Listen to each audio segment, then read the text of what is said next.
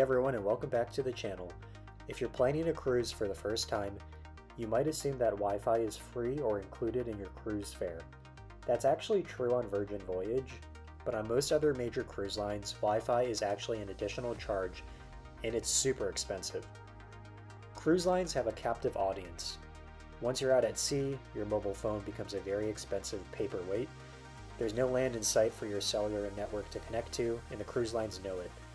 That's why Wi-Fi prices are notoriously high across the board, and they've only been climbing over the past 5 years.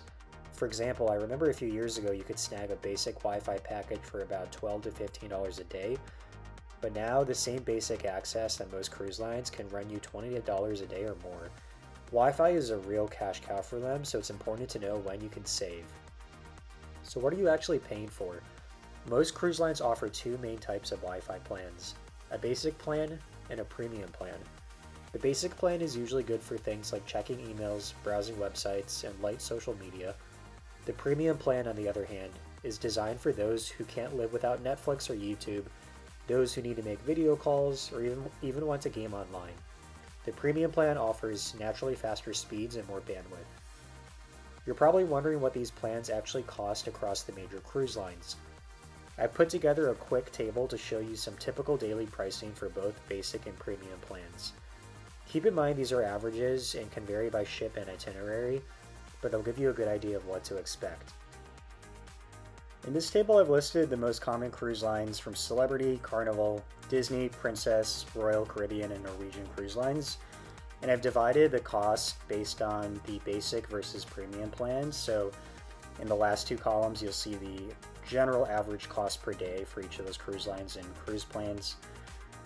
There is obviously a lot of variance, but on the lower end, Carnival will charge around $20 per day for their basic plan. This does creep up to closer to $30 for Norwegian, which is honestly known for nickel and diming a lot of its passengers.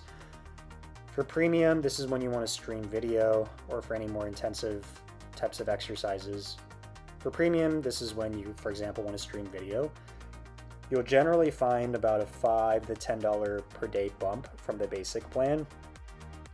On Carnival, you can still get this in the mid $20 per day. On Norwegian, it's more expensive at $40 per day.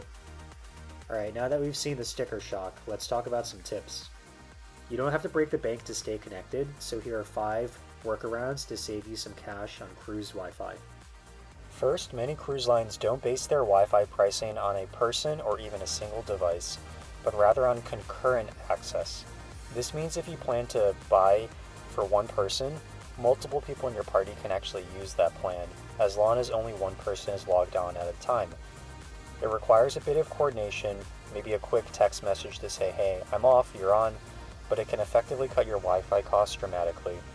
Understandably, this strategy is harder with larger parties, but if you're traveling with only one other person, such as a spouse, sibling, or friend, then the coordination is a lot easier and effectively shaves your Wi-Fi cost by at least half.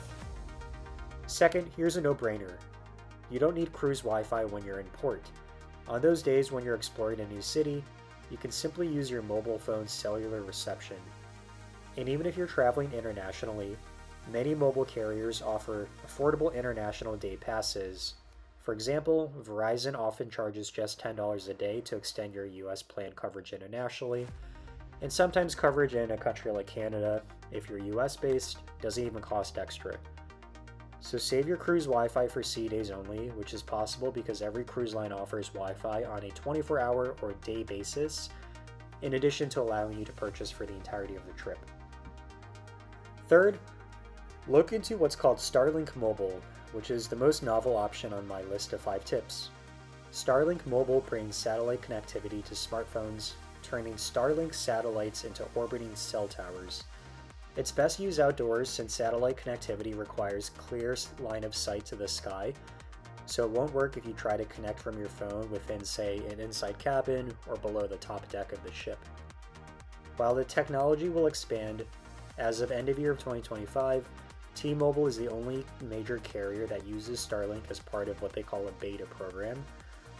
While it's limited right now to certain messaging apps and might not be widespread yet, it's a taste of what's to come for other carriers if you're not lucky enough to have T-Mobile. Fourth, planning ahead definitely pays off. Many cruise lines offer discounts on their Wi-Fi plans if you purchase them prepaid and in advance before your itinerary even begins. Often you can snag 10 to 15% off of a plan if you bundle it with a drink package, or sometimes these discounts are offered with no strings attached during limited promotions like Black Friday sales.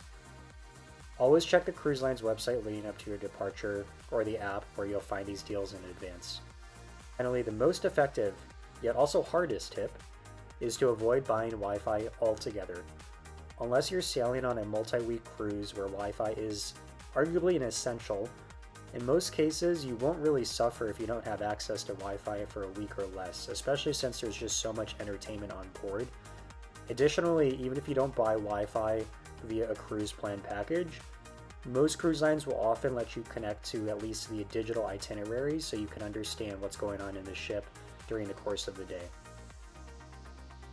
Refraining from purchasing Wi-Fi at all is really a healthy psychological experience to step away from your phone and truly immerse yourself in the cruise. So there you have it, 5 ways to beat cruise Wi-Fi and save on costs and keep more money in your pocket. Do you have any other tips for saving on cruise Wi-Fi? Let me know in the comments below. If you found this video helpful, please give it a thumbs up and subscribe for more travel tips.